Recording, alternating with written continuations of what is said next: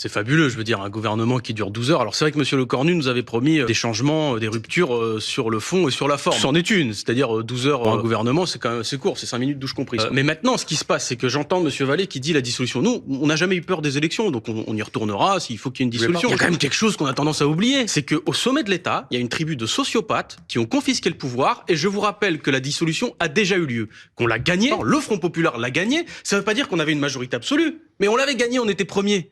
Qu'est-ce qui s'est passé? C'est pas un premier ministre ou une première ministre du nouveau Front Populaire qui a été nommé. C'est-à-dire qu'en fait, au sommet de l'État, il y a quelqu'un qui fait ce qu'il veut, qu'on n'a plus rien à faire. Et la seule solution pour que ça s'arrange, c'est qu'il s'en aille. Parce que Emmanuel Macron est la cause du blocage politique. Et honnêtement, je vais vous dire une chose. Franchement, le retour de Bruno Le Maire, je me demande si c'est pas une provocation de sa part pour faire exploser le bloc majoritaire. Parce que maintenant, l'étape d'après, c'est quoi? C'est d'essayer de filer les clés du camion au RN pour se refaire une virginité politique au centre en disant, regardez, nous on est dans l'opposition et dans un an revenir. C'est ce que prépare Monsieur Attal, déjà. Donc, si on veut que les choses soient faites dans l'ordre, faisons partir celui qui est responsable du désordre. Il s'appelle Emmanuel Macron et c'est lui qui a un programme politique qui, depuis 2017, pille les ressources des Français pour abreuver les grands groupes et les grandes...